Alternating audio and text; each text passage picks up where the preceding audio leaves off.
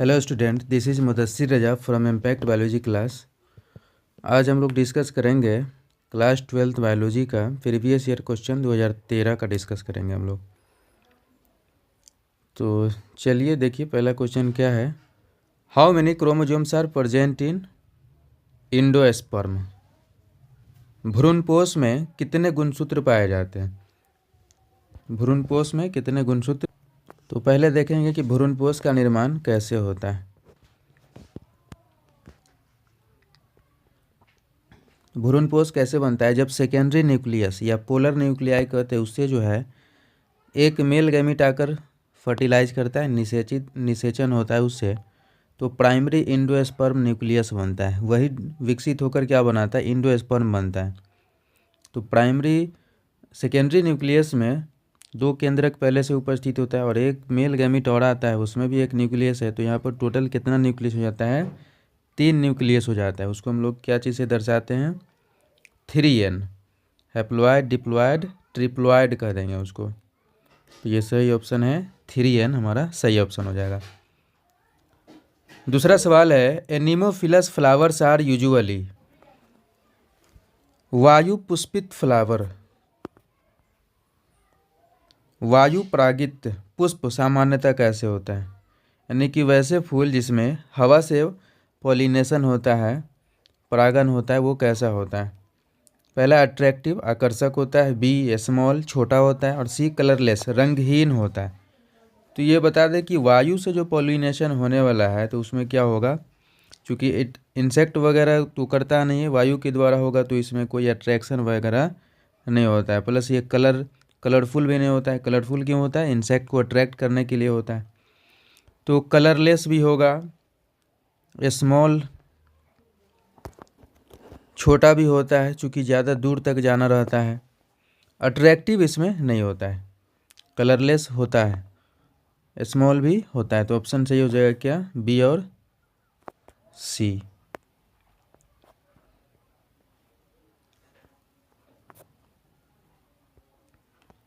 सही ऑप्शन होगा इसका बी एंड सी। तीसरा क्वेश्चन है, Widal test is for. Widal test किसके लिए होता है? एड्स के लिए, मलेरिया के लिए, ट्यूबरकुलोसिस के लिए, टाइफाइड के लिए। विडाल परीक्षण किसके लिए होता है? एड्स के लिए, मलेरिया के लिए, क्षय रोग के लिए, टाइफाइड के लिए। तो विडाल परीक्षण होता है किसके लिए? टाइफाइड के लिए विडाल परीक्षण होता है। तो ऑप्शन इसका हो जाएगा डी सही हो जाएगा। अगला क्वेश्चन है चौथा, Kanha national park is famous for. Kanha राष्ट्रीय उद्यान जो है किसके लिए फेमस है? बर्ड्स के लिए, पक्षियों के लिए। दूसरा क्रोकोडाइल्स, घड़ियाल या मगरमच्छ के लिए। तीसरा है सी, राइनोसेरोस के लिए। और डी है टाइगर के लिए। तो कान्हा नेशनल पार्क किसके लिए फेमस है? राइनोसेरोस के लिए फेमस है, गेंडा के लिए, है ना। किसके लिए? गेंडा के लिए फेमस है। चलिए अगला क्वेश्चन है, द फिनोटिपिक, पांचवा, एंटीकोडोन्स आर प्रेजेंट ऑन। प्रतिकोडोन, प्रतिकूट किस पर पाया जाता है? एमआरएनए पर, राइबोसोमल आरएनए पर, टीआरएनए पर, ऑल ऑफ दीज। तो एंटीकोडोन किस पर पाया जाता है? टीआरएनए पर, ट्रांसफर आरएनए पर पाया जाता है। और कोडोन पाया जाता है मैसेंजर आरएनए पर। तो 5 का आंसर सी हो जाएगा सही, टीआरएनए। अगला क्वेश्चन है छठा, the phenotypic ratio in a dihybrid cross. द्विसंकर क्रॉस का फिनोटिपिक अनुपात क्या होता है? तो उसका अनुपात क्या होता है? 9:3:1। फिनोटिपिक अनुपात क्या होता है? डाईहाइब्रिड क्रॉस का फिनोटिपिक अनुपात 9:3:1 होता है। सातवां क्वेश्चन है, copper T prevents. Copper T क्या चीज़ को रोकता है? फर्टिलाइजेशन को, इम्प्लांटेशन को, ओव्यूलेशन को, इजाकुलेशन को। तो कॉपर टी किसको रोकता है? निषेचन को रोकता है, फर्टिलाइजेशन को। अगला क्वेश्चन है आठवां, gene for hyper trichosis is present on. Hyper trichosis having pinna. Pinna मतलब यहाँ पर कि किसी किसी व्यक्ति में देखते हैं कान पर बाल होता है, तो वो उसके लिए कौन सा जीन जिम्मेदार होता है, कहाँ पर होता है, तो वो वाई क्रोमोजोम पर वो जीन जिम्मेदार होता है। तो सही ऑप्शन हो जाएगा बी। अगला क्वेश्चन है the term ecosystem was proposed by. Ecosystem शब्द किसके द्वारा दिया गया था? Gender, Odum, Tansley, warming. Term ecosystem किसके द्वारा दिया गया था? टांसले के द्वारा दिया गया था। अगला क्वेश्चन है 11 से लेकर 15 तक यहाँ स्टेटमेंट वाला है, एसर्शन और रीजन है। समझिए कि अगर दोनों स्टेटमेंट सही है और स्टेटमेंट दूसरा जो है पहले स्टेटमेंट का व्याख्या करता है, एक्सप्लेनेशन करता है, तो ए ऑप्शन होगा। दोनों स्टेटमेंट सही है और दूसरा जो है पहला का कोई व्याख्या नहीं करता है, तो बी ऑप्शन सही होगा। और पहला स्टेटमेंट सही है, दूसरा गलत है, तो सी आंसर होगा। और पहला गलत है, दूसरा सही है, तो क्या आंसर होगा? डी सही होगा आंसर। तो 11वां क्वेश्चन हम लोग देखते हैं। Cycas plant is dioecious. Statement पहला कर रहा है, साइकस प्लांट क्या होता है? डायोइसियस होता है, एक लिंगी होता है, विषम थैलस होता है, तो ये बात सही है। स्टेटमेंट 2 कह रहा है male and female reproductive structures occurs on different parts of it. नर और मादा जनन संरचना जो है अलग अलग प्लांट पर पाया जाता है इसमें, तो ये भी सही है। और दूसरा जो है पहले का एक्सप्लेनेशन करता है, अलग अलग प्लांट पर है इसलिए तो वो क्या है? डायोइसियस है। तो 11 का आंसर क्या हो जाएगा? 11 का ए ऑप्शन सही होगा। 12वां सवाल क्या है? Minimum age of marriage for girls is 18 years. लड़कियों के लिए शादी की उम्र कितनी? 18 साल। दूसरा स्टेटमेंट कहता है minimum age of marriage for boy is 23 years. लड़कों के लिए शादी की कितनी उम्र है?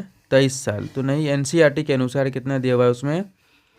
21 साल है। तो पहला स्टेटमेंट सही है और दूसरा स्टेटमेंट गलत है, तो ये क्या हो जाएगा इसका ऑप्शन? पहला सही है, दूसरा गलत है, तो 12 का ऑप्शन क्या हो जाएगा? सी आंसर हो जाएगा, 12 का सी। अगला क्वेश्चन है 13। The value of BOD indicates pollution level in an aquatic system. जलीय पारितंत्र में BOD क्या चीज़ को इंडिकेट करता है? प्रदूषण को इंडिकेट करता है। दूसरा स्टेटमेंट है BOD is requirement of oxygen by microbes to degrade organic waste present in the aquatic system. तो ये सही है, BOD जो है पोल्यूशन को प्रदर्शित करता है, डिनोट करता है। तो BOD है क्या? माइक्रोब्स के द्वारा ऑर्गेनिक मैटर को खपत करने में जो ऑक्सीजन की ज़रूरत पड़ेगी उसी को क्या कहते हैं? BOD कहते हैं। तो पहला भी सही है, दूसरा भी सही है, और दूसरा जो है पहले का व्याख्या करता है, तो इसका आंसर हो जाएगा ए हो जाएगा, क्योंकि दोनों स्टेटमेंट सही है और व्याख्या भी करता है दूसरा। 13 का ए हो जाएगा। उसी प्रकार से देखिए इधर हिंदी मीडियम में है, भ्रूणपोष में कितना लगाए थे? 3N लगाए थे, इसमें D लगाए थे, टाइफाइड लगाए थे, गेंडा लगाए थे ऑप्शन, TRNA-C लगाए थे, 9331 लगाए थे, कॉपर T निषेचन को रोकता है, वाई क्रोमोसोम पर पाया जाता है। जो बच्चे हिंदी मीडियम के वो देख लेंगे, इसको टांसले के द्वारा दिया गया था। इसको क्या कहते हैं? टोटीपेटेंसी। ये सवाल छूट गया था। प्रत्येक पादप कोशिका से पूर्ण पौधा बन सकता है, इस गुण को क्या कहते हैं? इसको कहते हैं टोटीपोटेंसी। किसी पेड़ पौधे की वह क्षमता जिसके कारण वह पूरा पादप उत्पन्न कर सकता है, उसे टोटीपोटेंसी कहा जाता है।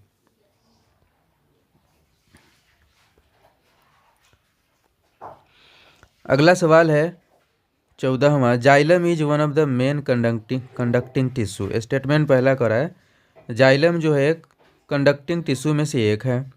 जाइलम कंडक्ट्स वाटर, दूसरा स्टेटमेंट करा। तो दोनों कथन सही है और दूसरा जो है वो पहले का व्याख्या करता है, तो इसका भी आंसर हो जाएगा ए।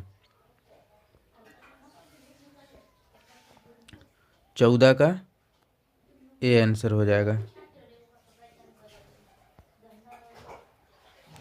चलिए 15वां क्वेश्चन है, मेल गैमिट्स आर हैप्लॉइड। नर युग्मक जो है वह अगुणित होते हैं। दूसरा स्टेटमेंट है, nucleus of male gametes contain n number of chromosomes. नर युग्मक के केंद्रक में n क्रोमोजोम पाया जाता है। तो ये बात भी सही है, दोनों स्टेटमेंट सही है। और n क्रोमोजोम पाया जाता है मतलब हैप्लॉइड होता है, जोड़ा में नहीं होता है, इसलिए उसको हैप्लॉइड कहा जाता है। तो व्याख्या भी कर रहा है, तो इसका भी आंसर हो जाएगा ए।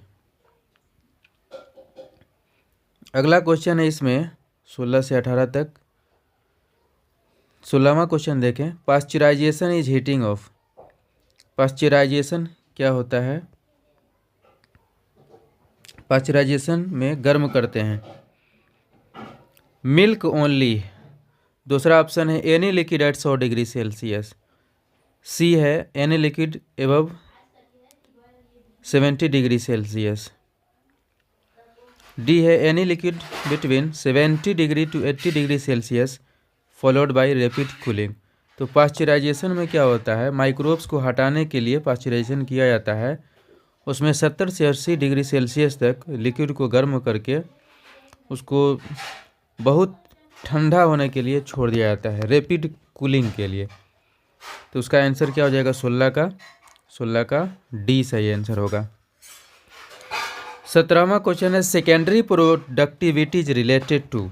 द्वितीयक उत्पादकता किससे संबंधित होता है? प्रोड्यूसर से, हर्बीवोर से, कार्निवोर से, ओमनीवोर से। तो सेकेंडरी प्रोडक्टिविटी, प्राइमरी प्रोडक्टिविटी तो संबंधित होता है प्रोड्यूसर से। सेकेंडरी प्रोडक्टिविटी जो है वो कंज्यूमर से संबंधित होता है। तो कंज्यूमर तो इसमें सभी है, हर्बीवोर, कार्निवोर, ओमनीवोर। तो इसमें क्लियर नहीं कहा जा सकता, हालांकि हर्बीवोर भी आंसर होगा, कार्निवोर भी आंसर होगा, लेकिन ज़्यादा सही क्या आंसर होगा? हर्बीवोर सही आंसर होगा। 18वां क्वेश्चन है, चिपको मूवमेंट इज एसोसिएटेड विथ। चिपको आंदोलन किससे संबंधित है? कल्टीवेशन ऑफ ट्रीज, पेड़ पौधों के लगाने से, protecting trees from felling down by human beings. मनुष्य द्वारा वृक्षों को काट कर गिराए जाने के बचाने से। और सी है गिविंग अप टोबैको एब्यूज, तंबाकू के लत से को छोड़ने के से संबंधित है। और डी है ऑल ऑफ दीज। तो चिपको मूवमेंट किससे संबंधित है? Protecting trees from felling down by human beings. 18 का आंसर बी सही है, 18 का बी।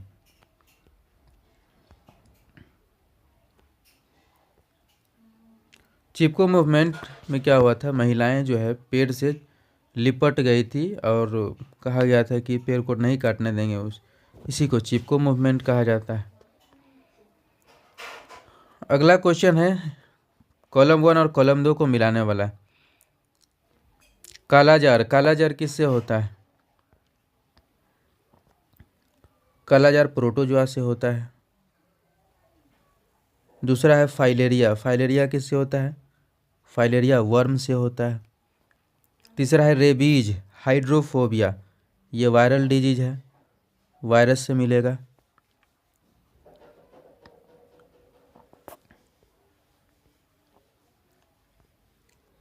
रेबीज वायरस से। और बच गया टेटनस एक, तो टेटनस क्या है? बैक्टीरियल डिजीज है, बैक्टीरिया से होने वाला रोग है। अगला यहाँ पर क्वेश्चन है, पैराग्राफ को पढ़ करके जवाब देना होता है। हालांकि ऐसा क्वेश्चन अब नहीं आता है, तो हम लोग डायरेक्ट इसको बना सकते हैं। पोलन ग्रेन रिप्रेजेंट, पहला ही यहाँ पर लाइन में लिखा हुआ है। पोलन ग्रेन क्या चीज़ को दर्शाता है? तो पोलन ग्रेन जो है वो क्लियर लिखा हुआ है, मेल गैमीटोफाइट को दर्शाता है। तो क्या हो जाएगा आंसर? Male gametophyte. अगला क्वेश्चन है 24, the wall of pollen grain is. Pollen grain का जो वाल है, भित्ति होता है, कितने लेयर का होता है, कितने परत वाला होता है? एक परत वाला होता है, डबल लेयर्ड होता है, ट्रिपल लेयर्ड होता है, मल्टी लेयर्ड होता है। तो पोलन ग्रेन का वाल जो है डबल लेयर्ड होता है, 2 परत का होता है। क्या होता है? बाहरी परत जो एक्जाइन होता है और अंदरूनी परत जो है इंटाइन होता है। अगला क्वेश्चन है, पोलन ग्रेन में भी परागकण हो सकता है, gametophyte, articulated, allergen, all of these. तो पोलन ग्रेन इसमें सभी भिन्न। युग्मकोद्भिद कहा जाता है गैमीटोफाइट को। आर्टिकुलेटेड से मतलब है कि कुछ उसमें कटा जैसा निशान होता है, ऐसे कहते हैं उसे। एलर्जेंट मतलब होता है जिसे एलर्जी हो। डी ऑल ऑफ दीज, तो इसमें सही होगा। पोलन ग्रेन में हम लोग देखते हैं कुछ डिजाइन ऐसा होता है, आर्टिकुलेटेड होता है, तो सही सभी ऑप्शन सही है, डी ऑप्शन हो जाएगा, ऑल ऑफ दीज। इसमें भी टिक लगा देते हैं हिंदी मीडियम में।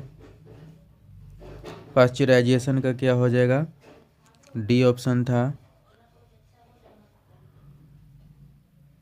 इसमें शाकाहारी लगाए थे 18 का, बी ऑप्शन सही हो जाएगा।